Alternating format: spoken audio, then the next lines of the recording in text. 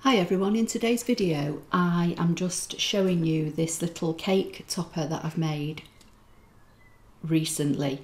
So the base layer is in a pale gold, then there's a black layer that I've cut in black cardstock, and then this other layer here is another slightly darker shade of gold to layer up.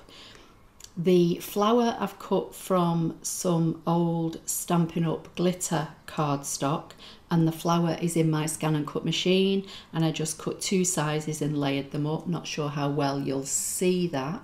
There are two layers here, and then the black rolled flower is a flower that I made a while ago for another project, and I had a couple left over and they've just been in my little scrap box.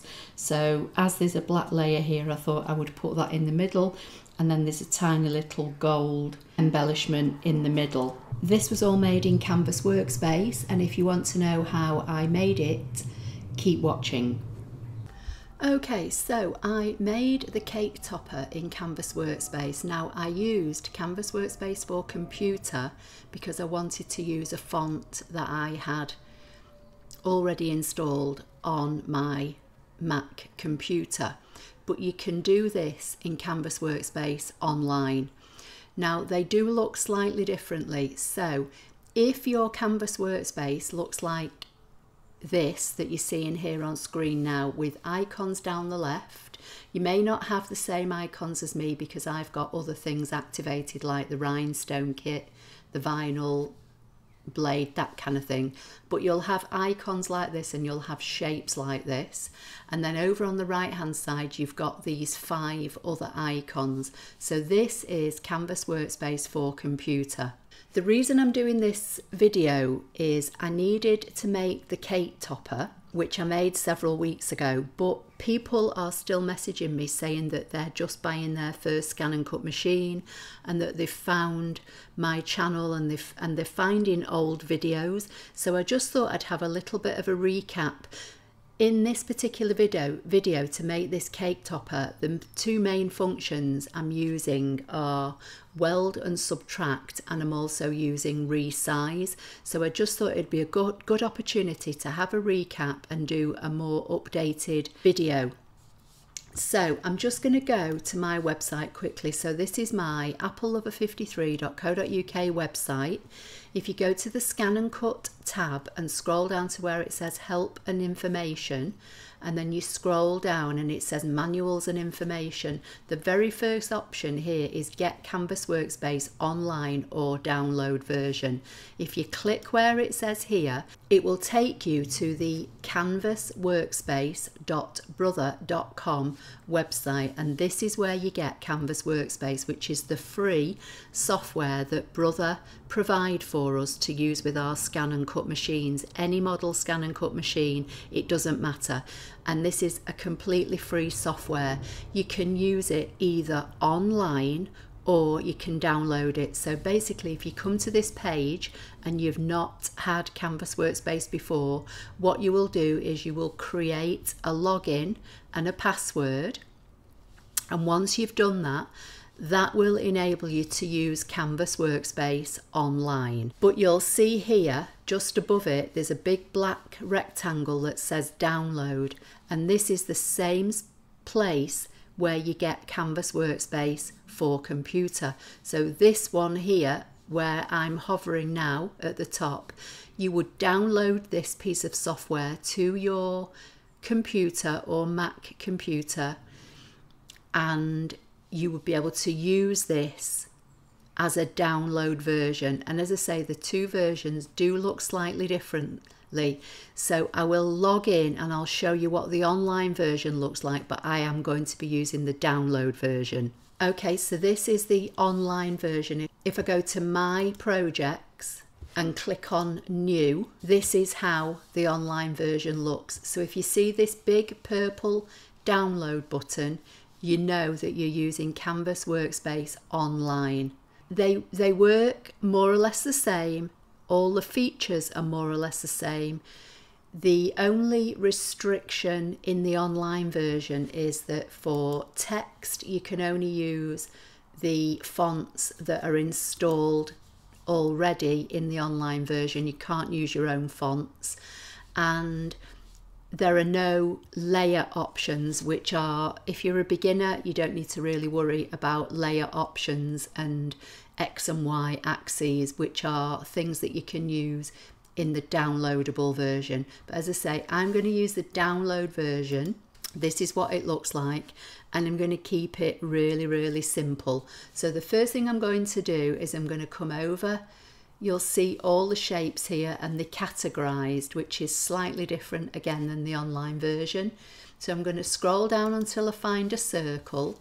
I'm going to come over to the second icon on the right hand side, which is the edit icon, and in width and height I'm going to change the width to 8 inches, and because I've got maintain aspect ratio selected, it makes that obviously a complete circle.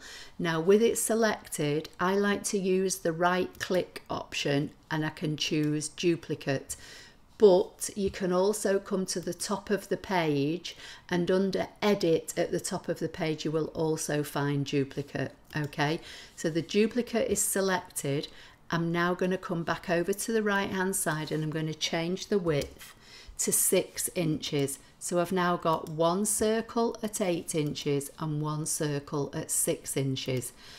I'm going to left click with my mouse, and keeping the click held down, I'm going to drag what I call an imaginary box around both shapes to select both. And you know they're both selected because there's a square bounding box around one circle and there's a square bounding box around the other.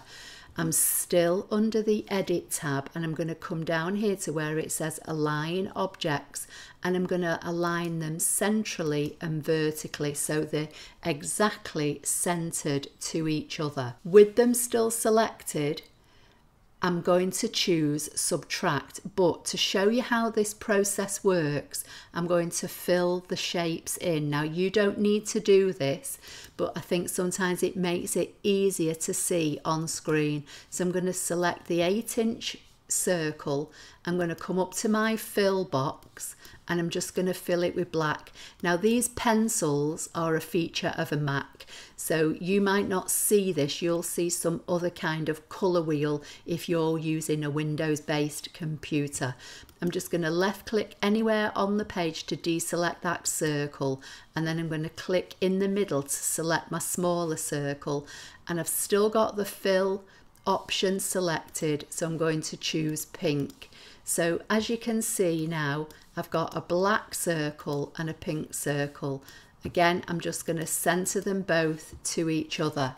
Now to use the subtract feature, the thing that you want to punch out from the main shape has to be on top. So in my case, I want to make this a frame because I want to weld the happy birthday into this frame, and you can't do it when it's two separate circles. So I want to punch the pink circle out of the black circle to give me a frame. So the pink circle needs to be on top, both of them need to be selected, and now I'm going to come down here still under the edit tab to where it says process overlap, and the last icon is subtract, and when I hit that you'll see that it's punched that 6-inch circle out of my 8-inch circle, and I've now got a frame. I'm just going to pop that onto one side. Now I'm going to come over to the text icon, and I'm going to left click on my page, and I'm going to type the word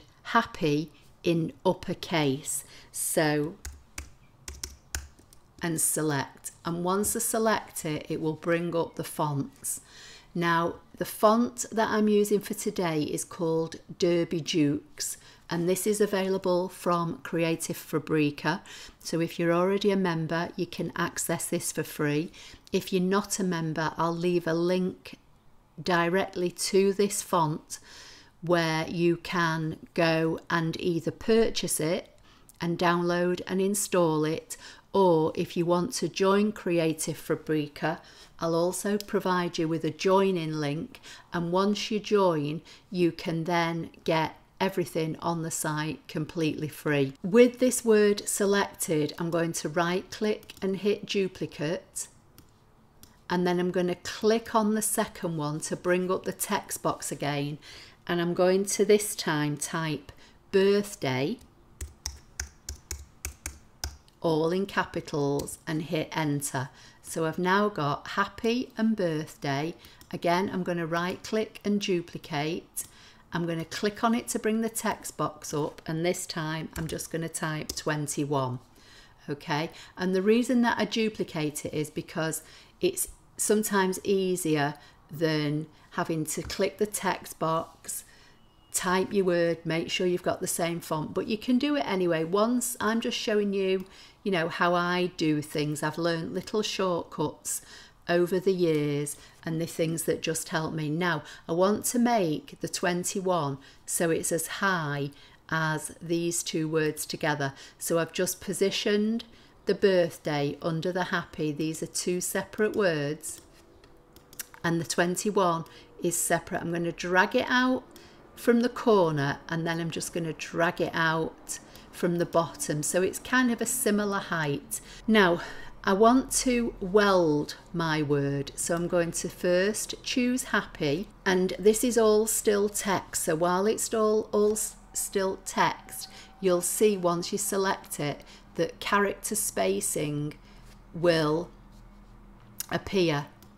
I'm going to hit the downward arrow and take the character spacing to about -7, and I'm going to try and zoom in on this, and you'll see that the letters have overlapped.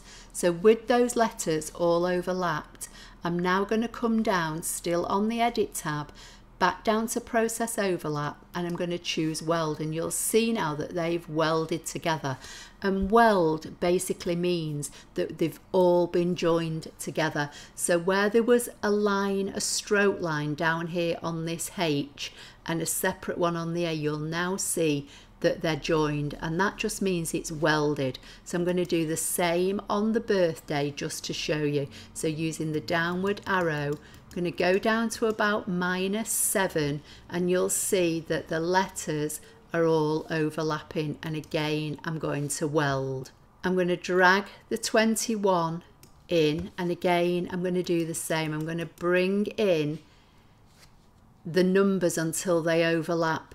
Now because of the way this number 2 is and the 1 is, they're not going to overlap at the bottom without losing a lot of definition at the top. So I'm only going to do these as a -4, just so long as they overlap at the top, and I can keep them completely separate, or I can have it so that it just overlaps the Y of the happy as well. And if I wanted to, I could bring the birthday up and have it overlapping a little bit here and a little bit here, and then select it all and weld. So this is now all more or less attached to each other at some point. So all the happy is attached together, all the birthday is attached together. The birthday is attached together just by the Y, and the 21 is attached by the 2 Y's, and then attached to itself by the top of the number.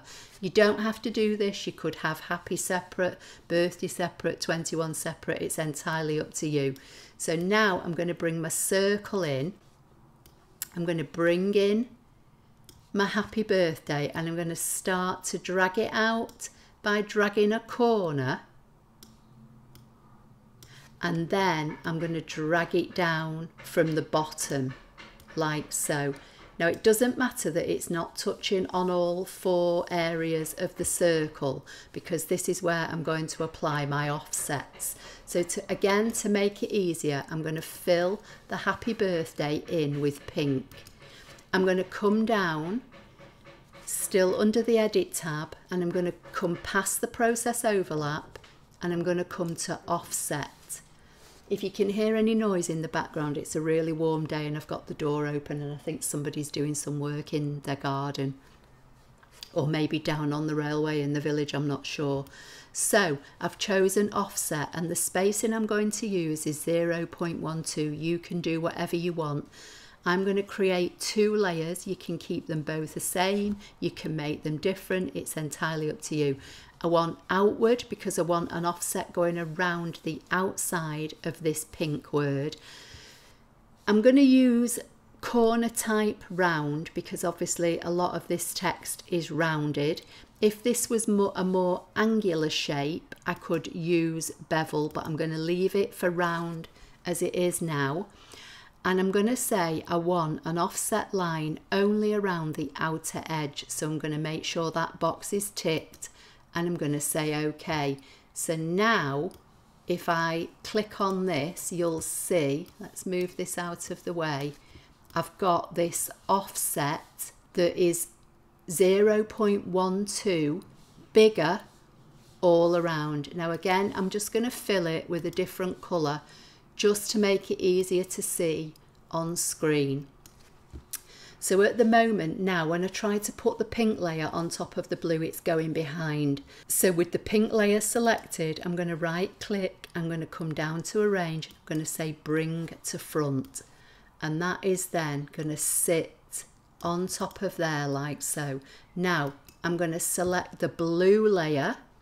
And again, I'm going to come to offset and I'm going to leave everything as it is and say I want another offset layer of 0.12 and that offset layer is selected. So again, I'm just going to fill it with a different colour. I'll fill it with a pale blue for now.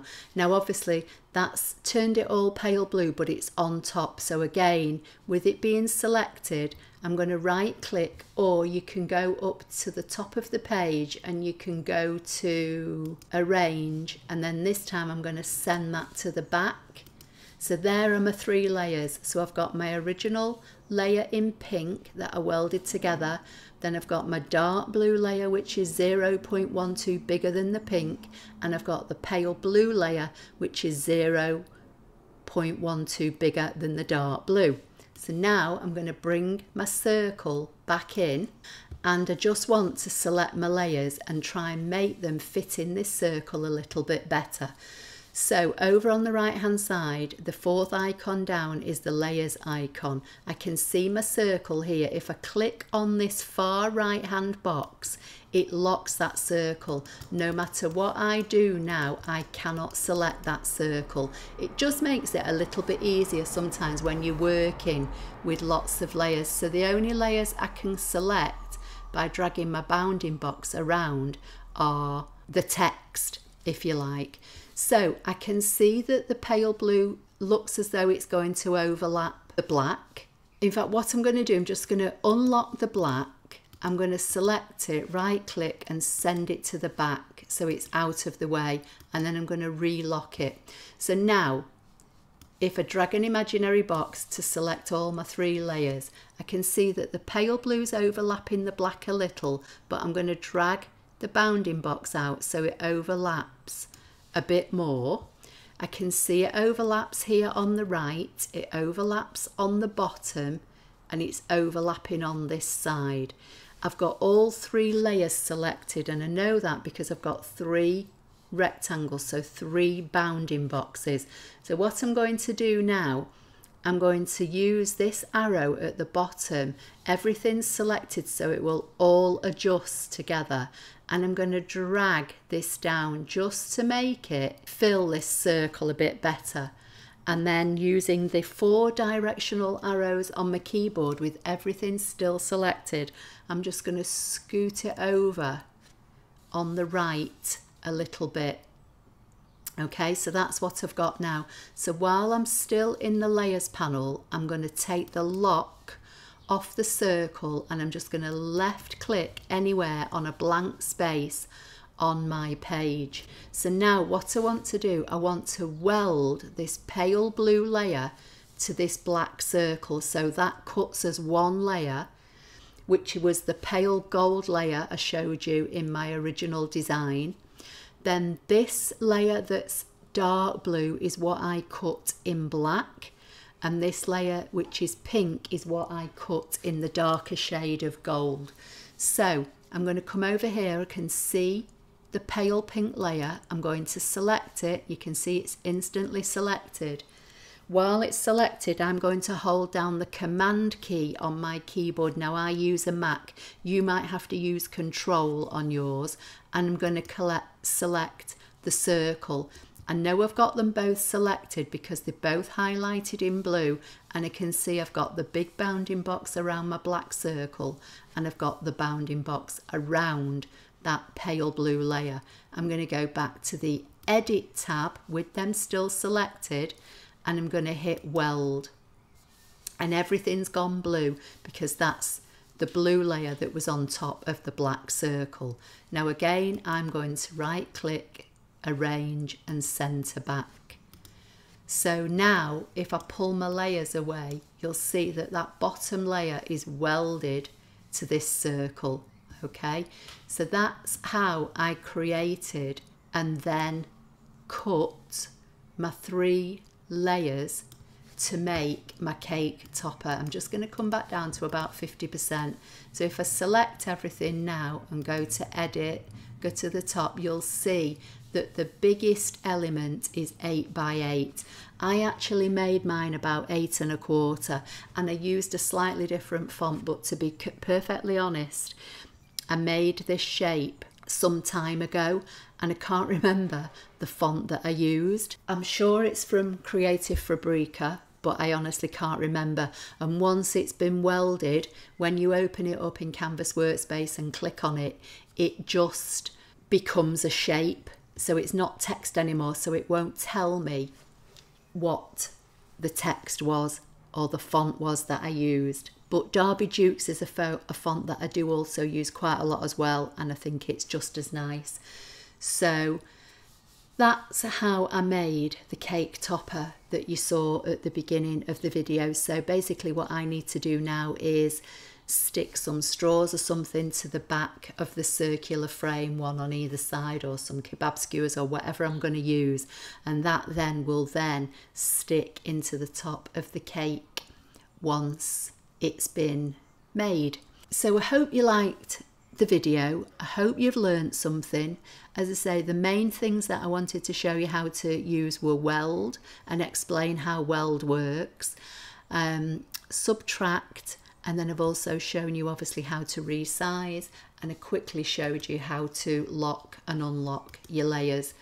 So I'm going to be doing some kind of quick tutorials like this, just recapping things that I've done over the years on my channel. My YouTube channel is probably 8 or 9 years old now, and I think I've covered just about everything in that time. But like I say, I know a lot of people are still messaging me and subscribing to my blog and telling me that they're just now getting their first ScanNCut machine, and that they are finding my videos and, you know, binge watching a lot of them to trying to understand how to use Canvas and how to use their machine. So I just thought we'd have a little recap. And as I say, being as though I had already made the cake topper, I just thought it would be a good idea to show you how I made it. So please subscribe if you don't already do so. Make sure you select the bell notification icon and select all, and that way you'll be notified when I upload any videos to my channel, or if I go live at any time on my channel. Leave me a comment and let me know, was this helpful to you, and if there's anything else you'd like to know how to do, and I'll see if I can incorporate that into future videos coming over the future weeks. I'm not sure when this video is going to come out. You're probably not going to see this video till maybe the end of June or even into July, but at the time of me recording this, it's a lot earlier than that. So anyway, hopefully it was helpful, and I'll see you in the next video. Bye for now.